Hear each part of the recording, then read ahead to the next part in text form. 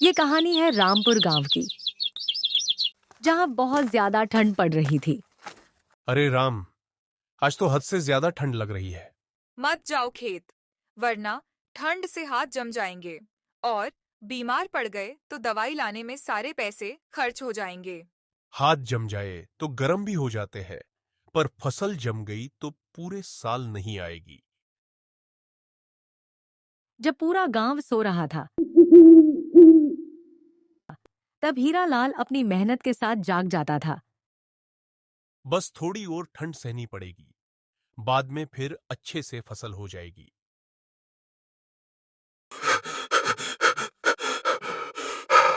पागल है हीरालाल। इतनी ठंड में भी खेत आता है, फिर भी उसे कुछ नहीं मिलेगा। अगर उसको कुछ नहीं मिलेगा तो वो गरीबी में ही मर जाएगा। मेहनत से पेट नहीं भरता, उसके साथ किस्मत भी होनी चाहिए, तब जाकर सफलता मिलती है। गांव वाले हंस रहे थे, पर हीरालाल अपनी मेहनत कर रहा था। आप दिन रात इतनी मेहनत करते हो, फिर भी हमें मेहनत का फल नहीं मिला तो हमारी सारी मेहनत पानी में मिल जाएगी। मेहनत का फल मिलेगा, पर थोड़ा टाइम लगेगा। जिस ठंड में गांव ने हाथ जोड़ दिए, उसी ठंड में हीरालाल की असली परीक्षा शुरू होने वाली थी। रात भर ठंड ने पूरे गांव को जैसे बर्फ की चादर में लपेट लिया था, और सुबह होने से पहले ही प्रकृति अपनी सबसे कठोर परीक्षा लेने को तैयार थी। हीरालाल, बाहर हवा चुभ रही है। ऐसी ठंड में जान भी जम जाती है। आज मत जाओ, एक दिन रुक जाओ।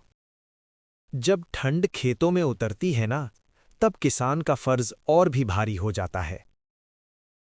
हरिलाल को किस्मत से ज्यादा अपनी मेहनत पे भरोसा था। हरिलाल को पता था वो एक न एक दिन जरूर सफल होगा।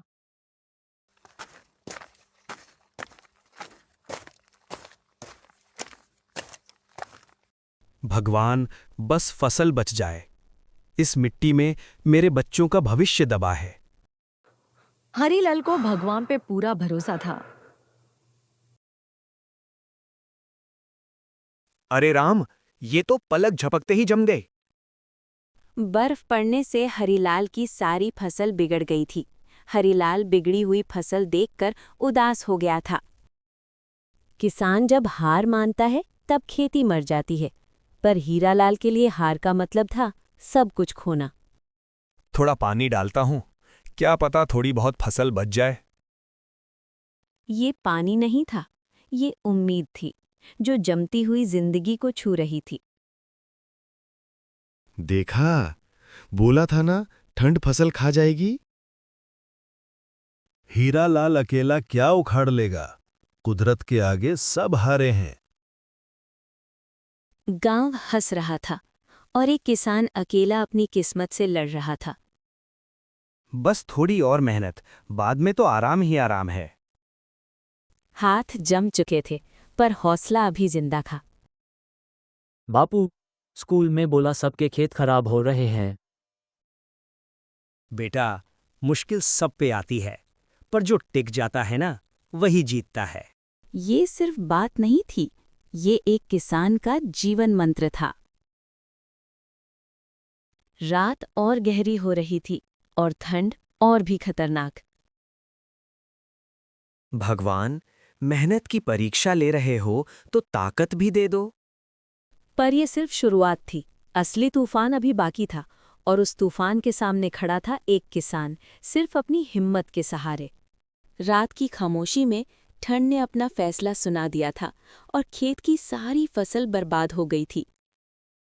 हे राम, ये क्या हो गया? महीनों की मेहनत सिर्फ एक रात में।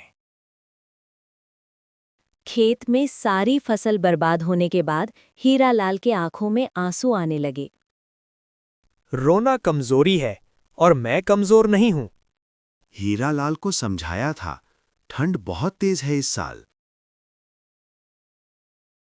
अब कर्ज चुकाएगा कैसे?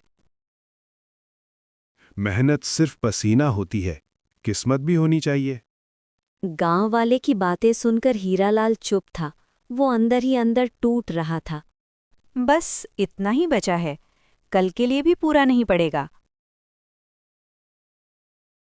पेट खाली रह सकता है, पर हौसला नहीं। हरीलाल को अभी भी अपनी मेहनत पे विश्वास था। कर्ज भी और ताने भी। जहां आधे लोग हार मान लेते हैं, वहीं से हीरालाल ने जिंदगी का दूसरा दांव खेला। तू माँ है मेरी, तू ही संभालेगी।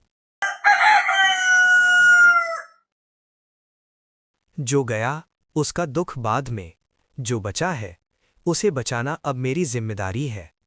हरीलाल चाहता था कि वो खेती में फिर से मेहनत करके गांव वालों को दिखा दे। जो बचा है उसे और मेहनत दूंगा, क्योंकि किसान हार नहीं मानता।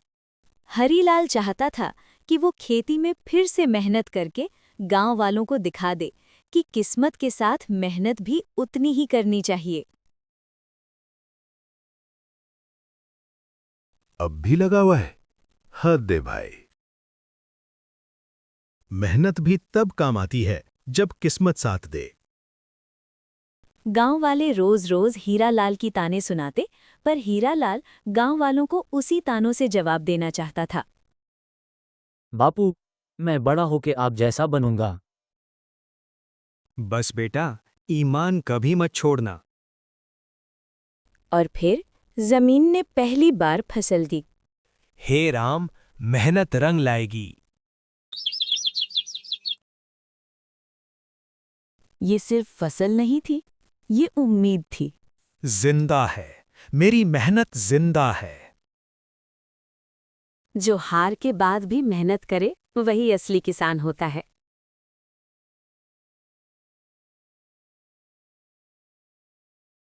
ये दाव आखिरी नहीं, जीत की शुरुआत है।